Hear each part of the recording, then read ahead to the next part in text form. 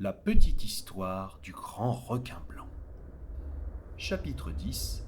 Qui va là?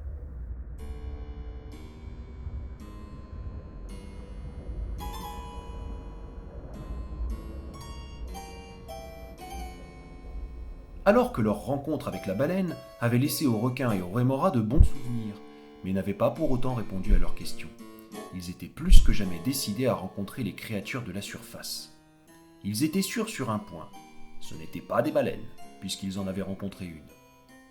Elle était certes un peu bizarre, mais elle n'avait rien à voir avec la silhouette que le requin avait aperçue. Ils continuèrent donc leur voyage, en risquant de temps en temps leur museau hors de l'eau, espérant rencontrer ces fameuses créatures qui semblaient être les poissons pilotes d'autres créatures immenses. Maintenant qu'il avait découvert la surface de ses propres yeux, le requin prenait beaucoup de plaisir à passer son nez à travers la surface de l'eau. Il s'aperçut que c'était surtout sa nageoire dorsale qui dépassait de l'eau bien avant que sa tête ne l'atteigne. Les sensations de glisse étaient nouvelles et très agréables.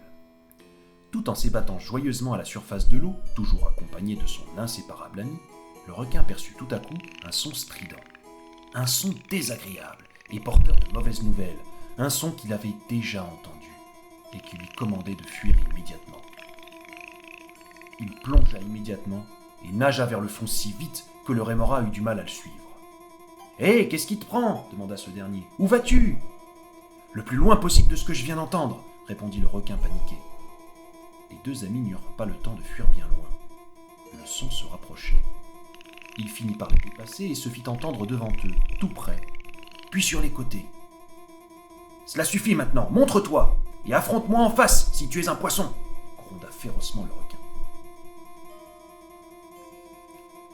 Le rémora n'avait jamais vu son ami aussi agressif, lui qui était d'habitude si paisible. Il devait avoir de bonnes raisons pour se comporter ainsi. Une voix claire et joyeuse se fit entendre. « Allons, détendez-vous, je voulais juste vous faire une petite farce. »« Nous n'apprécions pas ton humour, » répondit sèchement le requin. « Alors montre-toi et dis-nous ce que tu veux, et ensuite va-t'en. »« Hé, je vous rappelle que l'océan est à tout le monde, inutile de vous prendre pour des balistes. J'ai autant le droit que vous de nager dans ces eaux territoriales. » Tout en parlant, l'étrange animal approcha. Sa forme se précisait. Était-ce un autre requin se demanda le rémora. Il était de taille comparable au requin, mais légèrement plus petit. Il émettait des sons très aigus et très courts. Au fur et à mesure qu'il approchait, on pouvait distinguer une sorte de bec. La queue horizontale qu'il avait derrière lui le rangeait parmi les cétacés. Une petite baleine ? Après tout, elles étaient particulièrement bruyantes quand arrivait la saison des amours. Le requin était toujours particulièrement menaçant à l'égard de l'inconnu, mais le rémora sentit qu'il avait également très peur. Il se rapprocha instinctivement de son ami, en se disant que sa peur était peut-être justifiée.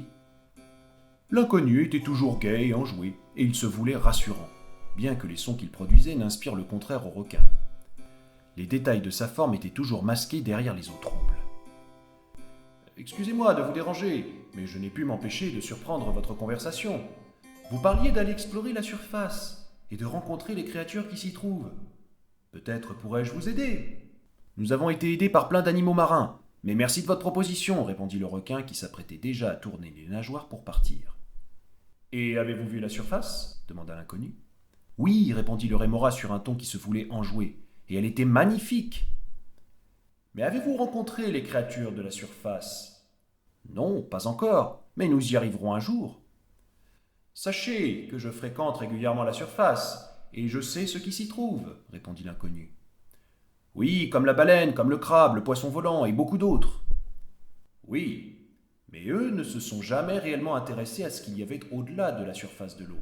La baleine est un cétacé, elle ne monte à la surface que pour respirer, afin de pouvoir tenir durant ces apnées interminables, durant lesquelles elle réalise de véritables festins de krill.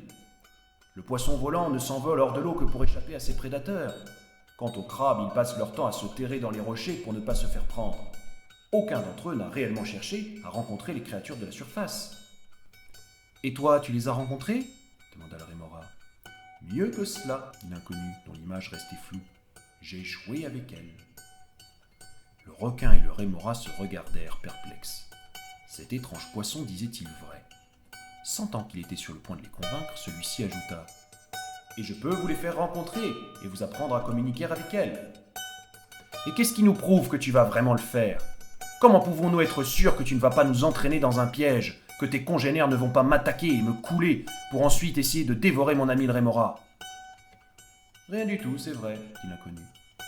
Mais la question est de savoir si vous êtes prêt à prendre des risques pour rencontrer les créatures de la surface, si votre curiosité est plus grande que votre peur. Les deux amis réfléchirent longuement, puis firent signe à l'inconnu d'approcher, ce qu'il fit. Et alors